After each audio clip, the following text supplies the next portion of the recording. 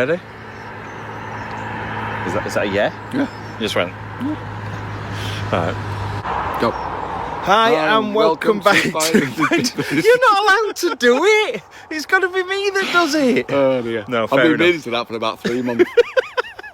Anyway, hi and welcome back to Finders Be Possessor Seekers. I'd say that fast just in case you joined in. Yeah. So today we are at one of the most exciting places I've ever been. Biggest places. It's definitely the biggest place I've ever been. Dembe is pretty big. Yeah. But as one single building, this is the biggest building we've ever been to. I've also never seen anybody get in this place, so if we get in, we've done amazingly well. We've got to go across a couple of fields first. Fields, and woods, avoid guns. lakes. Yeah, lakes. Got to watch out for the lake. I don't want to end up being in there. No. You know if that's spare, set closed. It's fucking cold though. Yeah, it's really cold this morning. I'm shivering a little bit. I told you I should have put another layer on. It's 6:30 in the morning. We've been driving for 4.5 hours to get here. So Stupid time. Very stupid, but hopefully worth it. Let's get off and get in, and we'll see you in a little bit. Hi, and welcome back to Finders Be History Seekers on the Abandoned House review, and I'm doing another classic. Now, this one is a bit crazy. There's not really a lot to talk about, like the actual explore. It's not like a house explore where we're going through loads of stuff. This one's different. This was just about the experience itself. And if you've not watched this explore, the tension is palpable, as they would say. It is absolutely crazy. Now, this is the first video I've done in 2025. The last one you watched was pre-recorded back in like the end of 2024. I just made it seem like it was 2025, but it wasn't really. I am starting to feel a little bit better. I still feel pretty rough. I went out and did 2 explores yesterday. Didn't manage to sort out either of them. I had to borrow my dad's car. We're in such a state. The whole car situation is killing me. It's been almost a month now I've had no car. So, hopefully, it's in now. My car's getting sorted. Hopefully, it will be sorted, and I'm not going to have to scrap my car because I really, really desperately need my car. Even just to get to the airports and stuff like that. It's a bit of a nightmare. But, fingers crossed, we will be good. Everything will be sorted. The reason I'm in Freddie's bedroom today is because, 1, I can't get to the office to film, and 2, downstairs is just devastation. I've got a load of photographs out. I'm looking through a load of old stuff. And I'm trying to get some old footage off some tapes that I found. I'm going to try and move them over and make a video about like what I find on these. I have no idea what's on them. I have no idea. Some of them are from the late 90s, some early 2000s. And if I can get that stuff off there, it's going to be brilliant. Anyway, I've not even said what explore this is. So this is when we went down to the south of England, not far from Brighton, and we went to a place called Hamilton Palace. Now, there is 2 Hamilton Palaces. If you Google it, normally it brings up the one in Scotland. It's not. It's the one in Sussex. And I will tell you the name of the place because if you go there, you're a bit mental. So feel free. Toddle off, but it's nothing to do with me. I haven't told you to go there. If you do, it's crazy. Right, we're all set up. Andy's got the GoPro on. We are going up that scaffolding on that building over there now. That building at the moment doesn't look very impressive. It just looks like a building. But when you see what it is and where we're going, Andy's putting his special army gloves on. Special forces gloves these. So yeah, we don't fall off. Well, he don't fall off because I ain't got any. So let's head off. Right. Very nervous. Not gonna lie. Very, very nervous. It looks a little bit like a climbing frame, so it shouldn't be too hard to get up because it's got quite small spaces between. But nobody, as far as we are aware, have got in this place, and it's because there's people guarding it. Now, this place has 365 windows.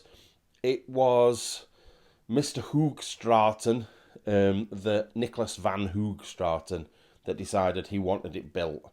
And he wanted it built as the biggest modern day mansion, like, ever. 365 windows, one for every day of the year. The front is as long as the front of Buckingham Palace. And it even has its own built-in mausoleum. But as you can see in the video, we don't manage to get in, which, you know what, we were absolutely devastated about. But I don't think it would have been as good as we thought it was going to be. But it's still one of those, you know what I'm like. I feel like I need to, when I go to do something, I have to do it. If I don't do it, I'll be annoyed about it. And this is years ago now, and I still feel annoyed. I've got two lights in here, and I'm getting like little shadows across. Look, what's this little line on my face here? Like, what's sticking up that's making that line? I'm so vain. The thing is, as well, I thought my hair looks terrible. Shall I put one of these on? I'm going to have to put the mic down just a minute.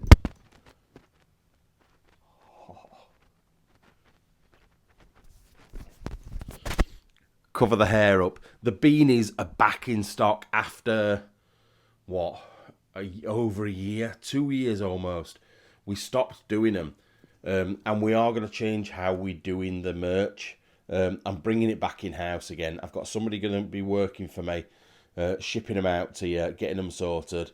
I did a trial run of 100 beanies, which sold out within, like, they've not even been shipped. I've just got them today.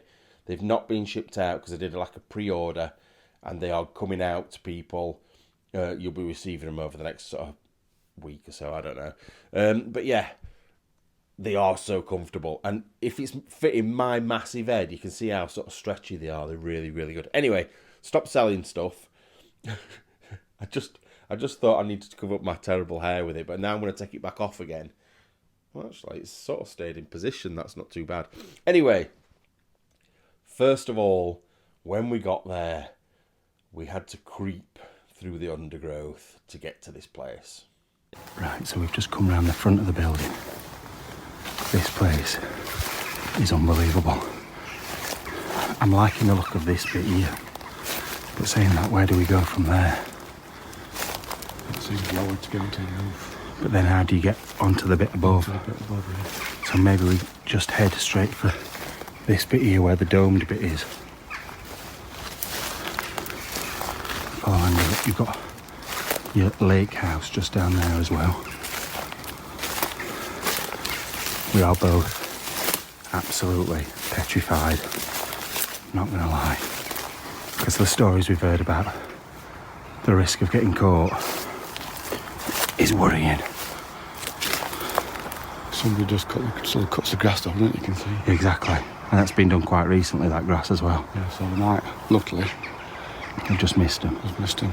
But we need to get in as soon as. The window there, slightly open. I can hear dogs. That's not good either. Right, let's try and one of us get up and see if we can slide that window up, shall we? Shall I go? It's brambly at that bottom bit, isn't it? Sod brambles, I'll be fine. Right, I'm gonna go and have a try. You scout a bit further up, but do not get caught. Oh my god, what? Somebody over there. Where? I just saw a head walking this way. What we've both Yeah, there is. Right, there he is.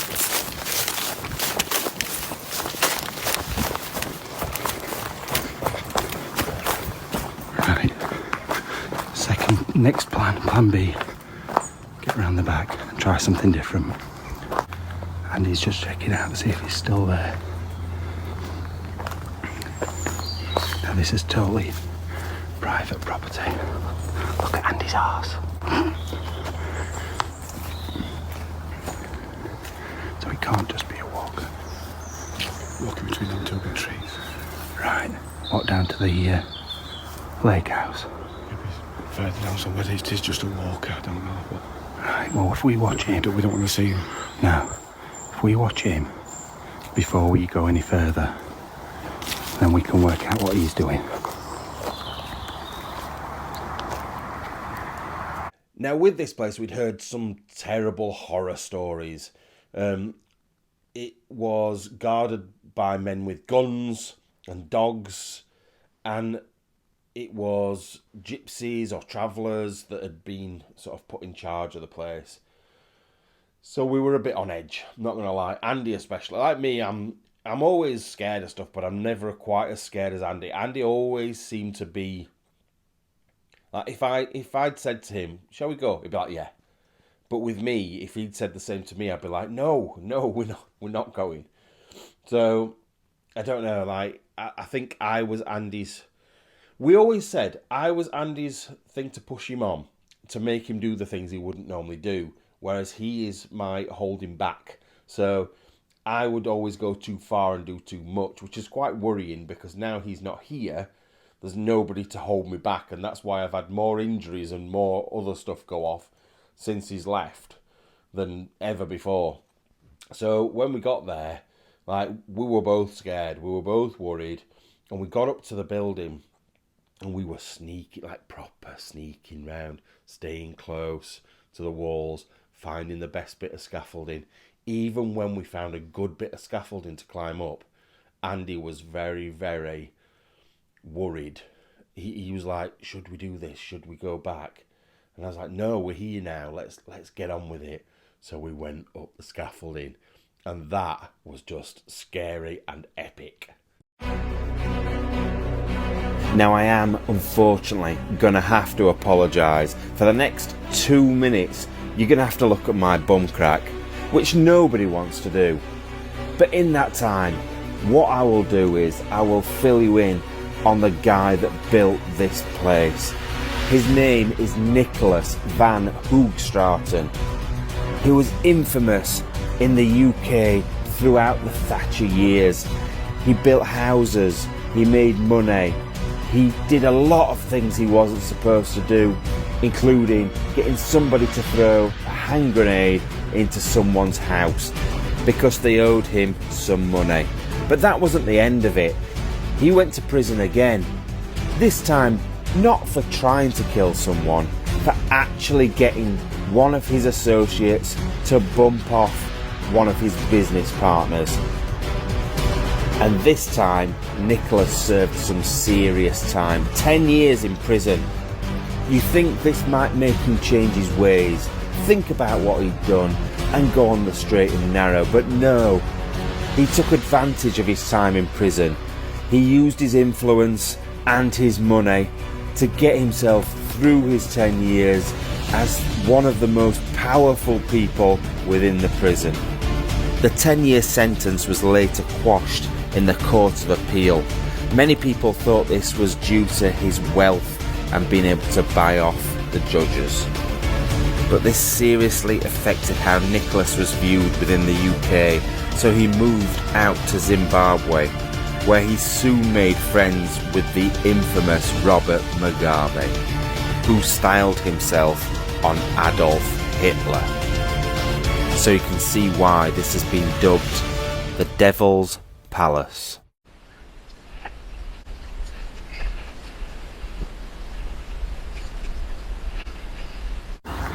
Right. Fucking hell, are you scared? Very. Look at that. It's a right fucking drop. Just need a minute to compose ourselves. Now, because of the time that we'd gone, we'd got the sun. Was the sun rising or sun setting? I think it was rising. And it was just so beautiful up there. The light was shining off the big gold domes. I went off on the scaffolding that was so dodgy. Like, you've got to remember, this building started to be built, I think maybe in the 70s. I can't remember. I will find out, but it was a while ago, and that scaffolding had been put up all this time. Whoever scaffolding company it was, surely they wanted the scaffolding poles back by now. Like, that's been there for years and years. So really, it was a bit risky climbing along these poles that could have just collapsed at any point. But I wanted to find a way in. Now, some of the windows looked like you could quite easily just walk straight into them, but there was like a netting and a mesh, like like a mix between metal and netting. It was like a grid of metal to stop you getting in there. Now, I had been told afterwards, if I'd gone a bit further along and up, I would have found a way in. There has been one person that's got inside the place, but they were only in for 2 minutes before they got caught. Now, there is a temptation to go back, but I will tell you a story of why I won't go back. Probably not, in a bit. Look at that. That's crazy. Andy's staying down there. I don't know if you can see, there's a little structure there. Andy's behind there at the moment, making his way. Oh, he's just climbed inside it. I wonder if there's a way in there. I'm going to head back down to where Andy's just come from. Well, Andy's just gone because he's disappeared altogether. So I'm going to head down there.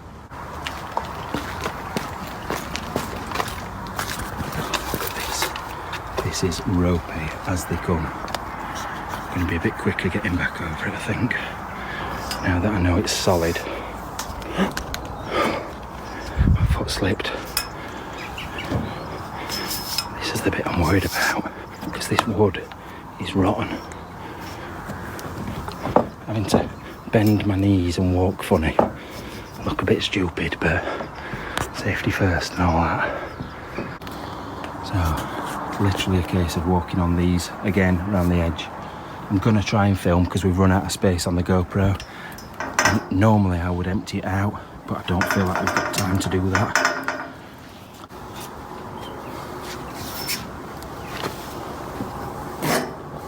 Just watch that big piece of metal that's loose.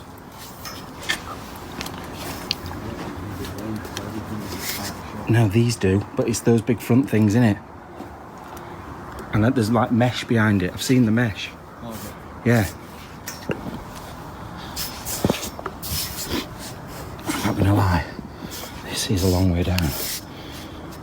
I'm gonna put my phone away because I don't feel safe holding it.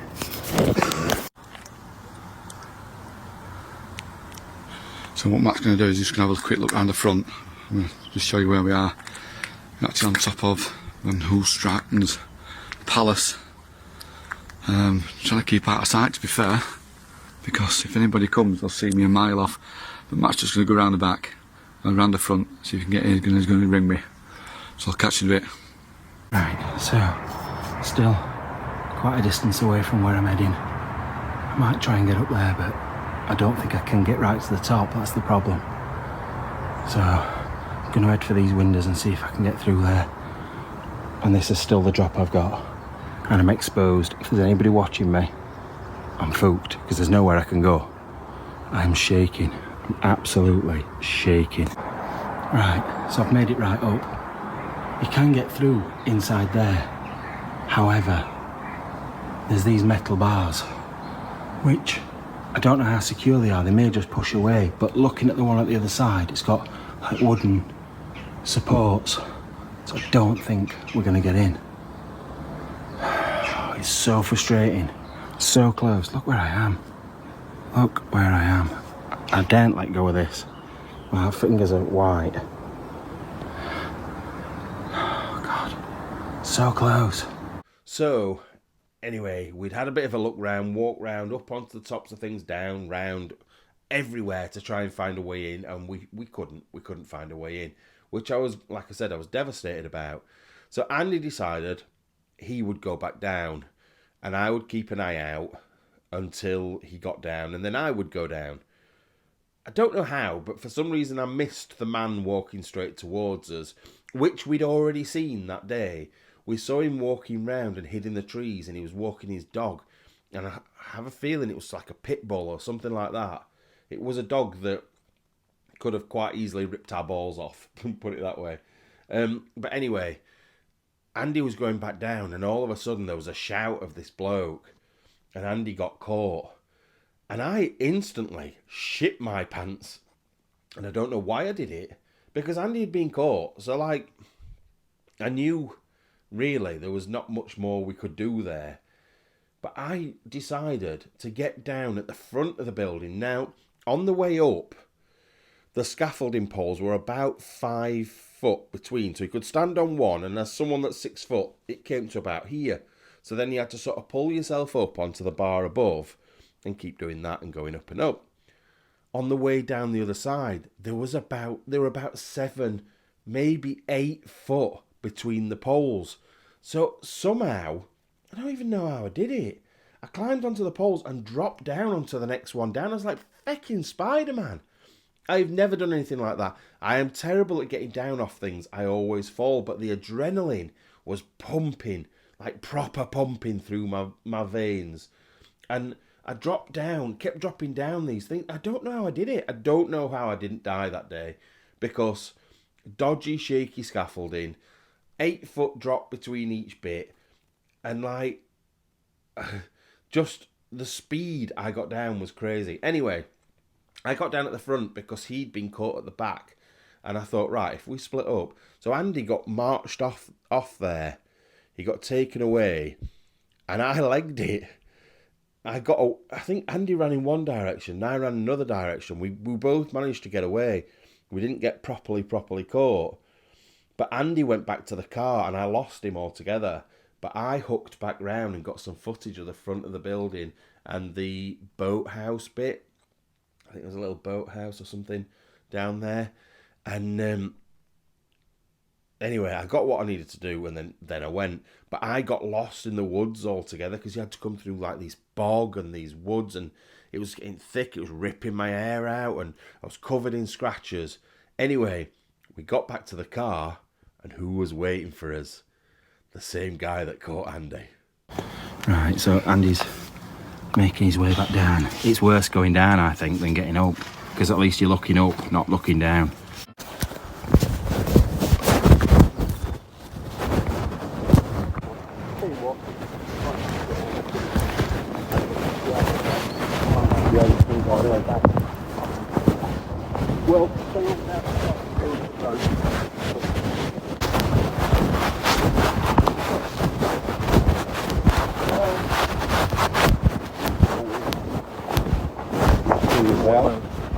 Easiest way out? No, just make a way out.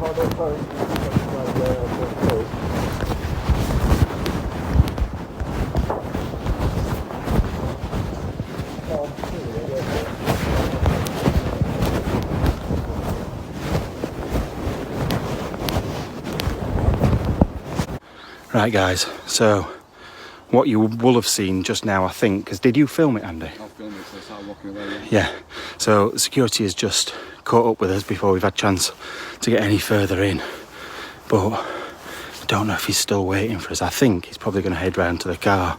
So what I'm going to quickly do is be an absolute idiot and go back and just film the front of the building for you. Right, give you a bit of a view.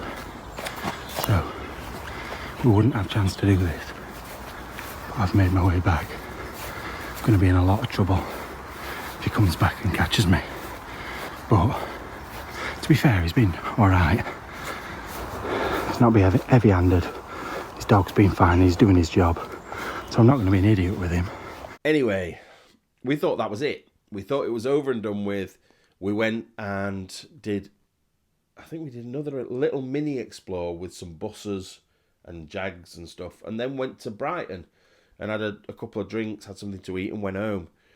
And we thought it was over and done with until I started getting messages on Facebook, on my personal Facebook, saying they were coming for us. These blokes were coming to find us. They knew who we were, and I don't ask me how they knew. Don't know whether it was like logos or something like that. So anyway, thought, empty threats. Next thing, letter through my door, and something else happened as well. I got a letter through my door basically saying, we know who you are. If you're ever seen anywhere near there again, you're going to lose your kneecaps. We were lucky that there was only one guy there at the time, and every so often on Facebook, for about 2 or maybe even 3 years later, we got messages saying, we still remember you, keep away. And it was quite scary, because we'd heard things about them. We'd heard that they got guns. We'd heard that they were this and that and other. And you always hear stuff like that, and it generally is a load of shite. But this just seemed to ring true because they'd continued with it and followed through. They'd not just said, right, we're going to get you, and then that was it. Like, we'd had a letter, we'd had messages on Facebook and stuff. It was just a bit scary because we were scared of the place at the time. And the reason we were so scared is because of Nicholas van Hoogstraten. Now, if you don't know who he is, you need to go onto the internet and Google him. With a string of convictions for violence. Violence which has helped him build an empire said to be worth £200 million. Today he's been found guilty of manslaughter for hiring 2 hitmen to kill a business rival in July 1999. Just before that murder, he spoke of his life and violent career. I've done a few things in my life that probably I regret them now, yes. I hope you're not going to ask me what they were.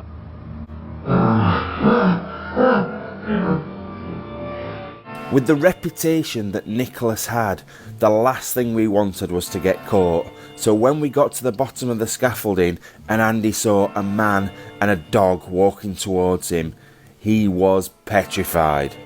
And with the rising panic, Andy pointed the camera in the wrong direction.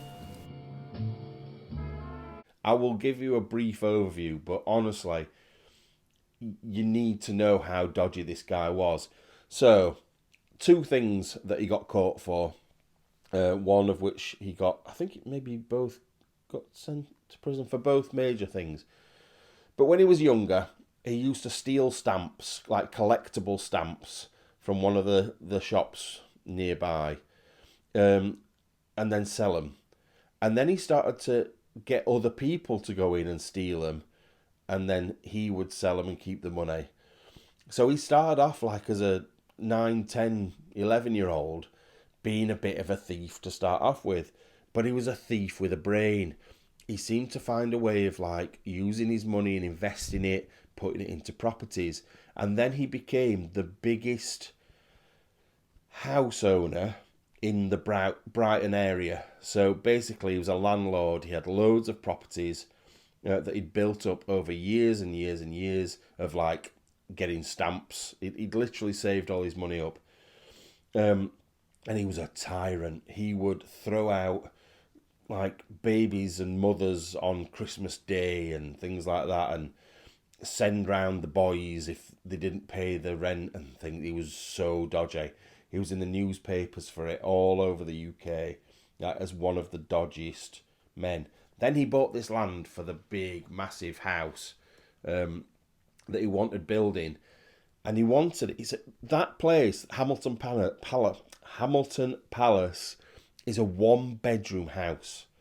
It is massive, but it's 1 bedroom. And the reason it was designed as a 1-bedroom house was to put all his artwork in it. So he'd have his artwork in both wings and his bedroom in the middle, and then a mausoleum for when he died. So it was basically a massive sort of crypt. It was to store all his like worldly belongings when he died. He's still alive. This guy is still alive.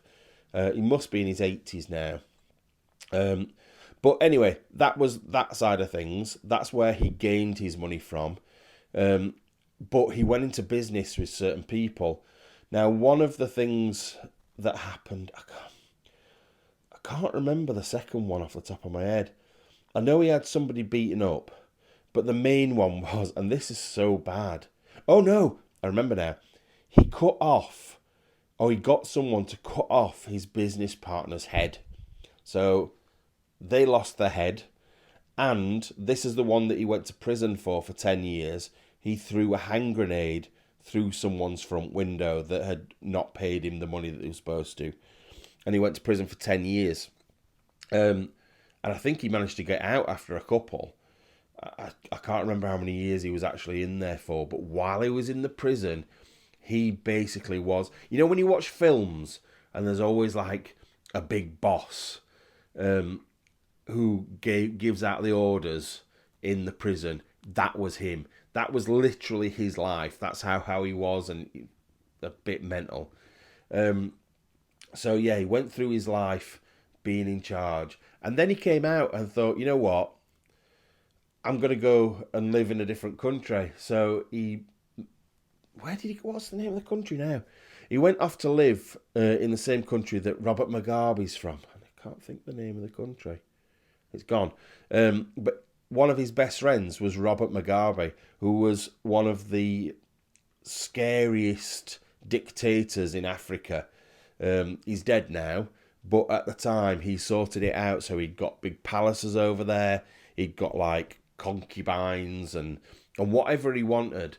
And he was sort of like almost his right-hand man, and they were really good friends. And he sort of left everything behind in England. But the only reason Hamilton Palace never got finished was because the person that designed it basically sold him a dream of this beautiful white fronted house, like an old-fashioned mansion. But if you look at that place up close, the workmanship is terrible. It's made out of bricks. The mortar between the bricks is just falling to pieces. The bricks are just like rough, horrible, cheap brick. So he ended up falling out massively with the guy that was supposed to be looking after it and sorting it out. And it never got finished. So it's sat there all this time. The locals hate it. They just want it knocking down. He even stopped people walking across his land by putting glass in the floor and like fences up and all sorts. So, like, although it is an amazing looking building in one way, it is terrible, and it's built on money from sort of criminal activity. So in a way, they should just flatten it and compulsory purchase it, because for me, it's a bit of a shithole anyway. Even if we'd got inside it, the interior was made out of like concrete. It was just pure concrete. There'd been nothing done in there. It was really raw and horrible and badly made. So for me, I'm always one that says we should save history. This place, fucking knock it down. It is terrible. It is really, really bad and a massive eyesore. And yeah, maybe in 100, 200 years' time, then keep it, because then it is history. But for now, it's just shite. Absolute shite. And I think there'll be a lot of people very soon rejoicing when he finally pops his clogs, because I don't think it'll be long. He was on the BBC and everything. They did big things about him, like documentaries, and he became this big star back in the sort of 80s and 90s. And really, he just needs to be forgotten altogether. Anyway, hope you enjoyed this video. It was a bit different because, like I said, it wasn't about items and looking through stuff. Just the Explorer itself was exciting, and some of the information that you probably didn't get to know when we were on the Explorer, because we won't have told you. Anyway, I hope you have a great day. I'm sorry that there's going to be no Sunday video again. I'm going to cough just a minute. I've been holding that in the whole way through. There's going to be no Sunday video again. I've been out twice this week. Well, I've been out to 2 places this week. I couldn't get in either. So unfortunately, there will be none until I get my car sorted, and then I'll go out as many times as I can until I get you one. Right, love you all. I'll see you soon. Please support the channel as much as you can, because I'm not saying we're struggling at the moment, but we're struggling at the moment, but that's because of me. So watch some old videos or something. Anyway, love you all. Bye-bye.